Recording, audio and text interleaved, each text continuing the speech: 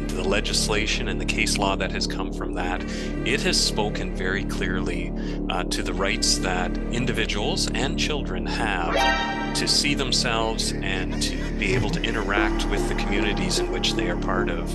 This is probably one of the most degenerate statements I've ever heard in my life, that students are part of this sexual community and they want to see themselves. I mean, who's bringing these students in this sexual community? Ladies and gentlemen, welcome back to yet another episode. I've got a really steamy one for you today. There's been a few people who got together to discuss the topic of school libraries and curriculum under attack. Why and what to do. So there was a bunch of panelists over here, and one of them was Anita Brooks. She's the chair of the Canadian School Libraries. Tammy Lee, who's the British Columbia Teacher Librarians Association. James Saunders, who's the CEO of Saunders Book Company. They're a publishing company that provides books to the schools. And of course, Dr. Graham Shantz, the Associate Director at the Waterloo District School Board. And he's got some very interesting things to say, and I'm going to be focusing on him. Now, I just want you to keep in mind while we are watching this that the school books that I'm talking about are all inappropriate, and I believe that all children at the Waterloo District School Board are minors. Now, they focus a lot on child sexuality and sexual behaviors, and of course, all the trustees voted that it's okay to keep minors as young as age 4 to access these books online. So they just passed that. Now they have the audio format of some books. They have the online format. They have these books in the libraries, physical copies as well. And I read from these books during my delegation. Now you're going to see a constant theme of sticking the head in the sand, pretending like nothing is happening. I'm just going to be upfront with you right from the beginning of the video. This is a very simple solution. You just acknowledge that there are inappropriate books and you just remove them, and you have books that are actually meaningful. Books usually fall in one of two categories. It's either education or entertainment.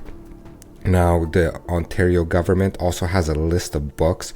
One would have you believe that these people are working with the Ontario government list and that these books are on that list. This is not the kind of list.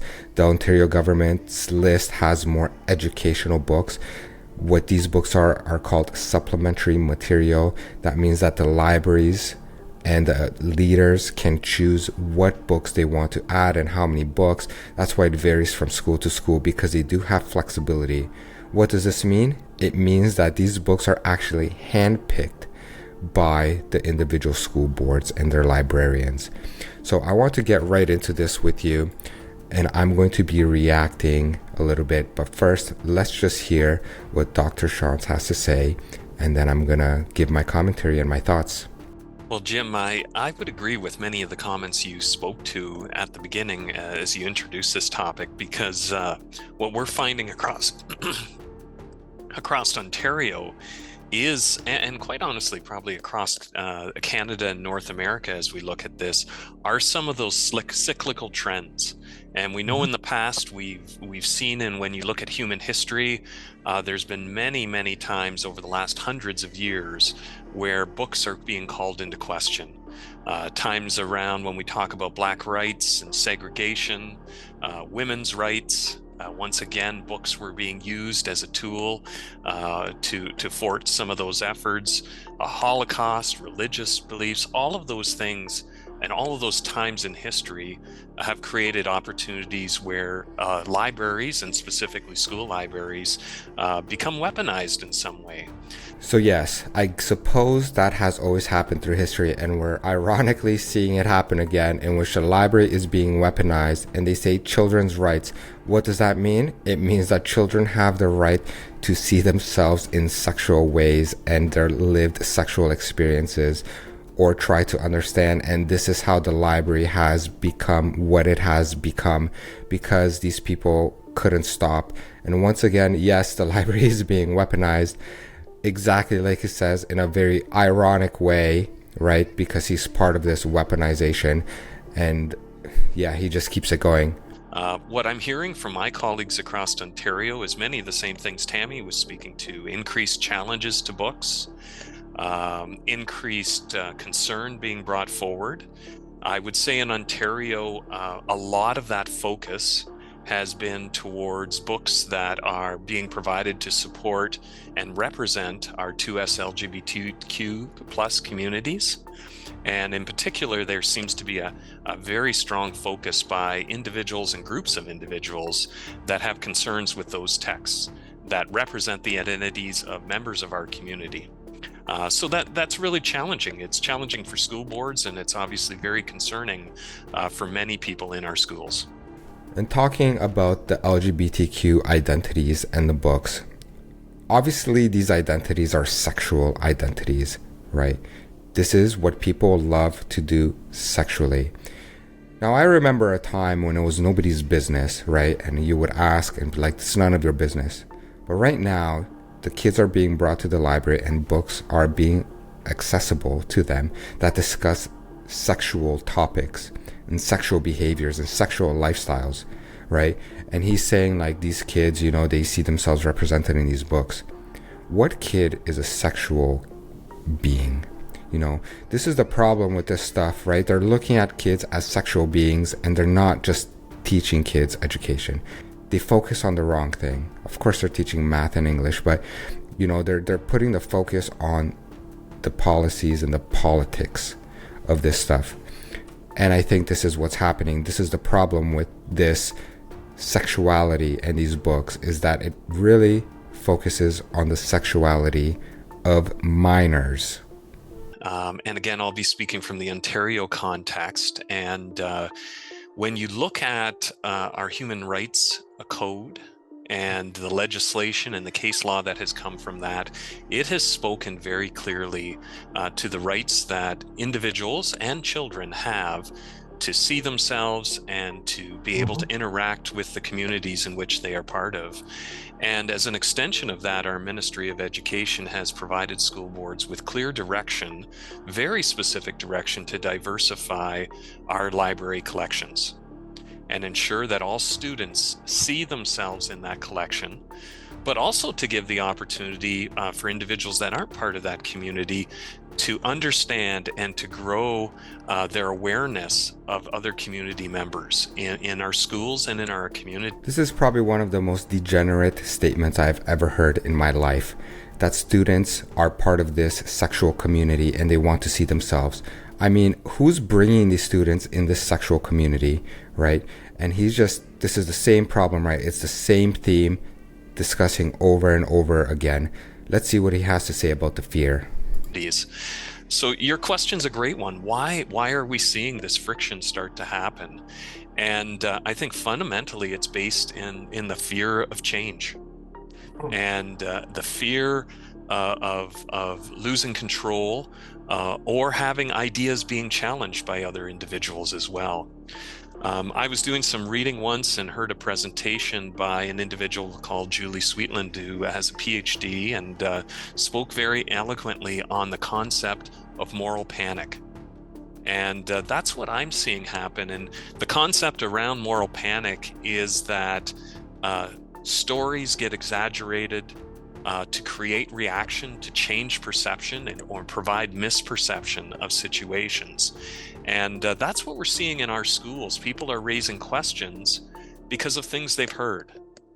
And they're not usually based on any truth whatsoever, but it creates an emotional outrush and outpour. And Anita spoke really well to how organized groups are, individuals and groups. And I would suggest that there is an active attempt to create a moral panic so people respond in different ways.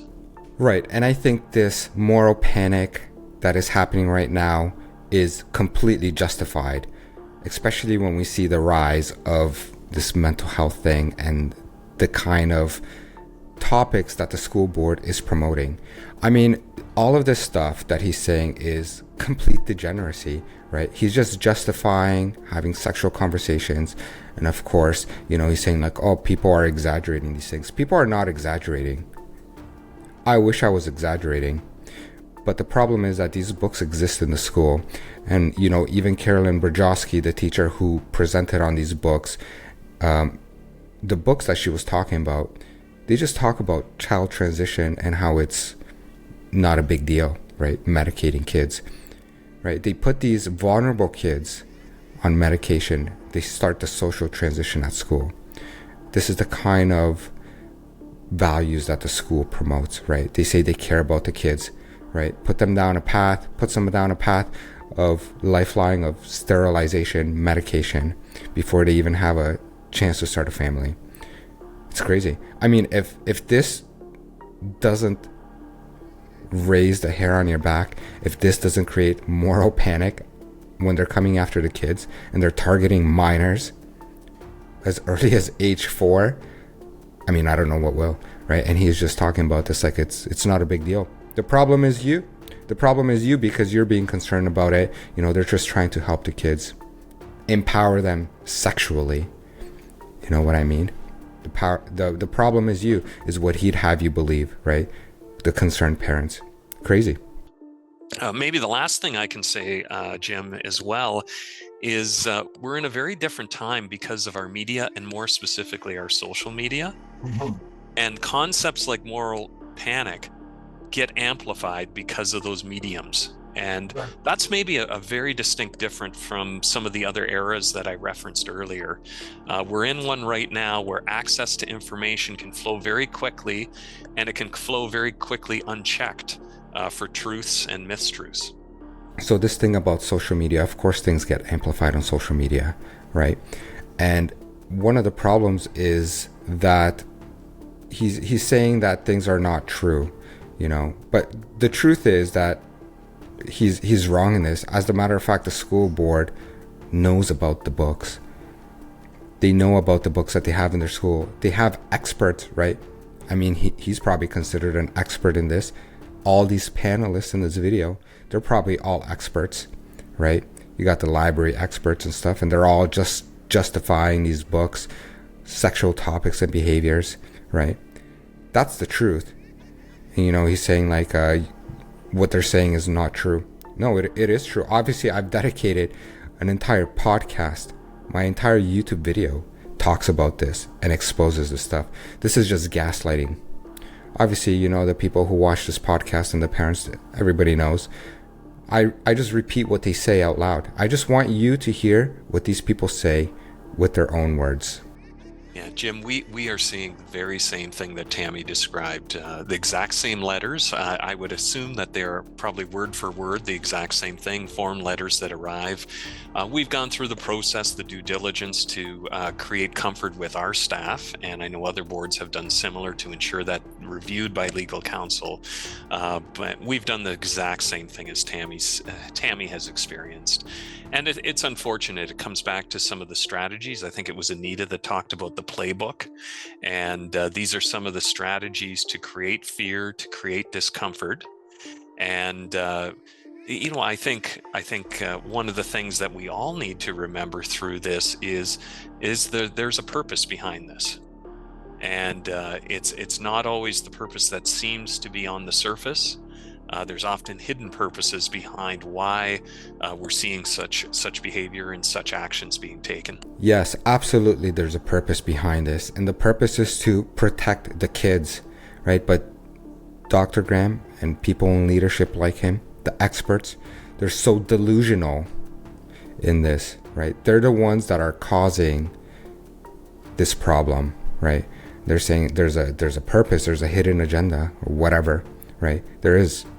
And that's to remove the books and to protect the kids, to provide them with wholesome books. The library should be a place where kids learn, right?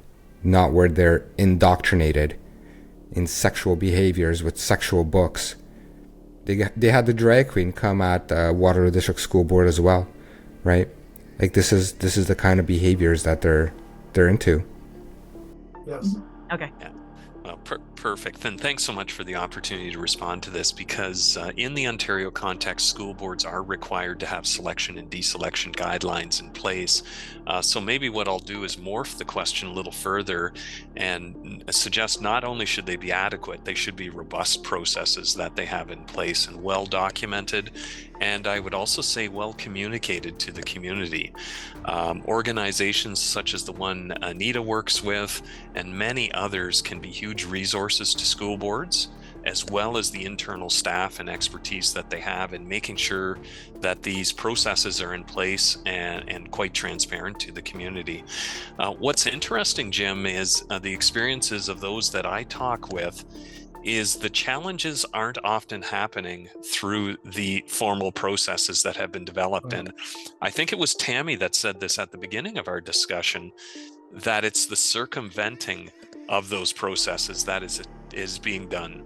It's being done in very political forums. It's being done in sort of media-based forums. And they're not, and organizations and individuals aren't actually using the formal processes for the very reasons that we spoke to. People need to read the text. They need to be able to explain why that doesn't represent the values of the organization. And as we all know, that's often very hard, because in a majority of cases, our librarians have done just outstanding jobs making sure the text represent the communities we serve. You know, obviously I disagree with him on this, because I think parents have been using the correct forums to communicate. What are you supposed to do as a parent, right? He's talking like people are circumventing this. No, they're not. Parents are emailing the teachers, they're emailing the principal, they're emailing the trustees, they're emailing the politicians, right? He's just upset that he's got policies in place that parents don't like. Right? Parents are using this, right? I delegate at the school board, right? There's no circumventing anything. And the problem is that his processes and policies is what keeps these books and this behavior in place. This is the problem with this, right? He's upset. He should be upset. I think parents should keep going. Parents should be concerned. Parents should be protecting their kids. Yeah, absolutely, Jim. And when I hear Tammy tell the story of what she's experiencing, it saddens me. We have staff feeling the same way as well. We have librarians that have dedicated their life. They have trained.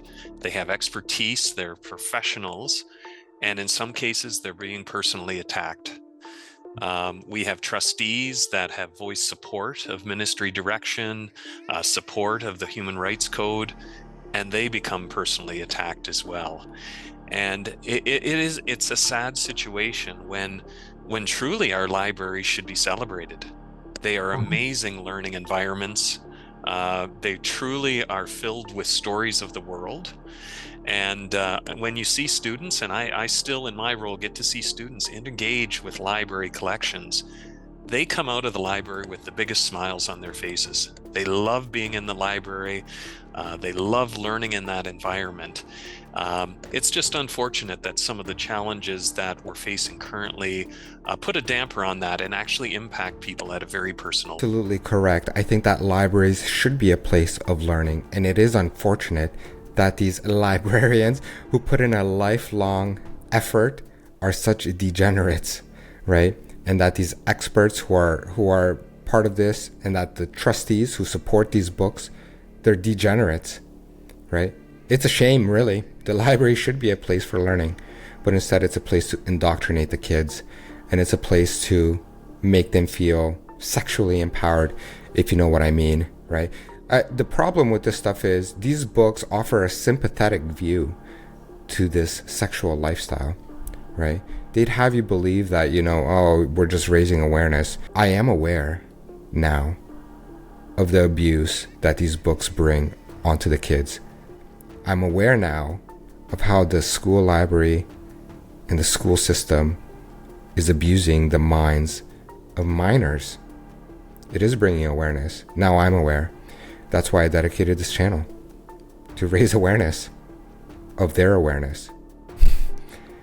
We've had experiences in Ontario where some of those books from those lists in the US are discussed at school boards. In some cases, the books aren't even in our collection, and people are concerned that they are. So there's a lack of knowledge and understanding. And in other cases, scripts are read from those books. But when questioned further, individuals, it becomes very obvious that they actually haven't even read the book themselves, right? They're only reading a script that had either been provided to them or provided through some means to them. So I think that really illustrates the impact that U.S. Policies and practices are having in the Canadian sector as well. Honestly, if the U.S. is putting light and exposing these kind of books, I think that's a good thing. And I think if parents are calling, if they're concerned that these books are in their library, I think that's a good thing, right? The school can say, no, this particular book is not in there, right? But if the book is in there, it is very concerning to the parent. And, talking about parents reading about this and, they're just kind of reading from the book and they haven't read the whole book. So what if they didn't read the whole book?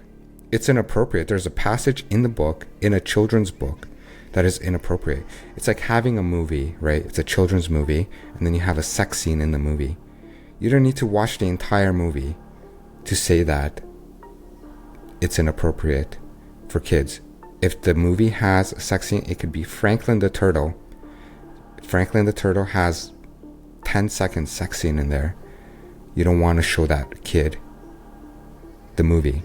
Right? And it's the same thing. These people hide sexual material in children's books, right? And then they say, oh, you haven't read the entire book. This book is blah, blah, blah. It's actually helping kids, right? Back to my Franklin the Turtle example. This book is just about a turtle named Franklin, right? All right, so what's with the sex scene in the middle of the book? Oh, you haven't read the entire book? Pure degeneracy. This is what it looks like when you stick your head in the sand and when you're so oblivious to the reality of things, right? And the truth in this is that they actually know these books exist, right? I've obviously read these books. They obviously know. They have these experts. They can't play the stupid card in this. They all know. He knows better. It's embarrassing to watch him turn himself into a pretzel as he justifies all of this stuff. I'd say, Jim, this won't surprise anyone in the call coming from a school board setting, but one of our key jobs is to educate, and to educate at various levels. We need to support our governance branch, our board of trustees, to ensure they understand the importance and understand as well all of the things that Anita just spoke to, that we have sound policies in place, that we have sound practices, and that they're being supervised by trained professionals and guiding us through that process.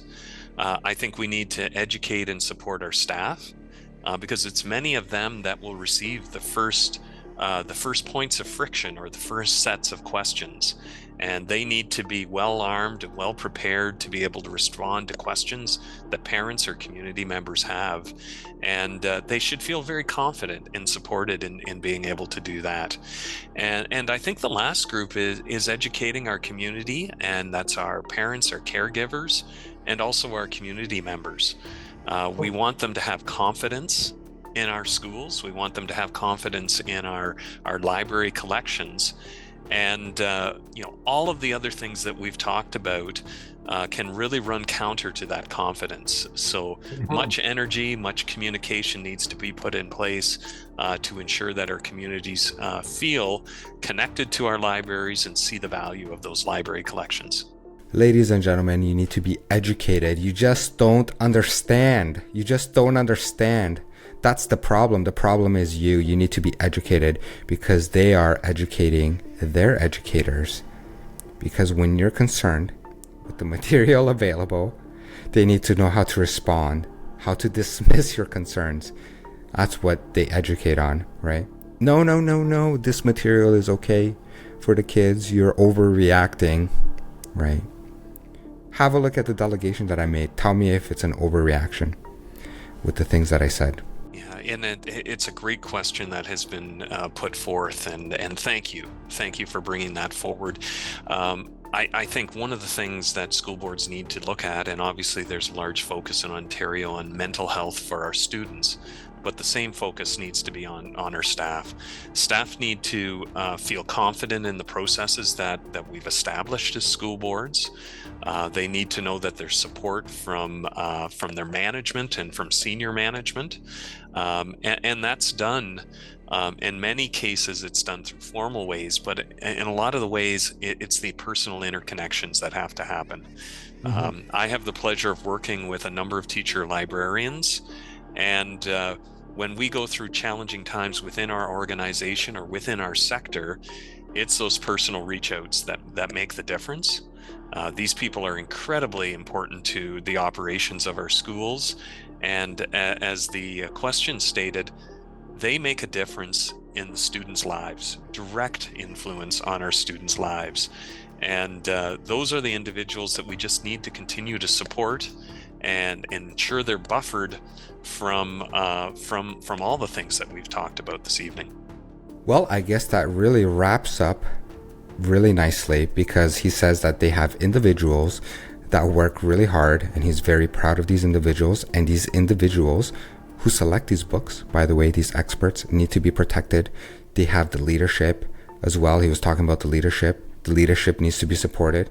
You know, I've mentioned this. That's the problem with the leadership at the Waterloo District School Board, is that they all behave in this way, right? They're all okay with having sexual discussions with minors. I think he wrapped it up beautifully at the end over here. Just basically, his thoughts is, yeah, I think we're doing a great job, actually. Let's continue doing what we're doing.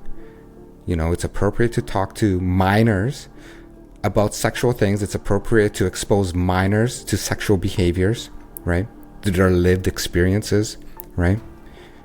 Parents don't understand. Parents are circumventing. Parents are misinformed. Parents are not reading the books. We need to educate them, right? It's crazy.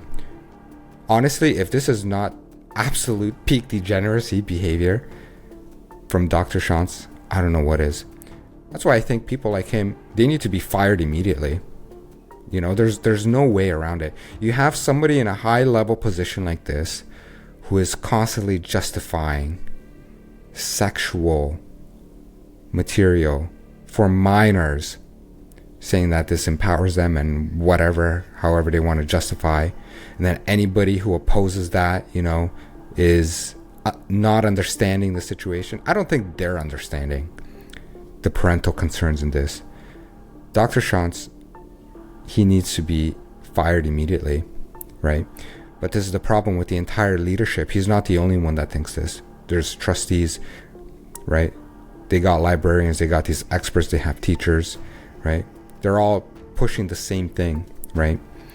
And this is the kind of degeneracy that's happening at the Waterloo District School Board. And it's not just over here, it's across Ontario and it's across Canada.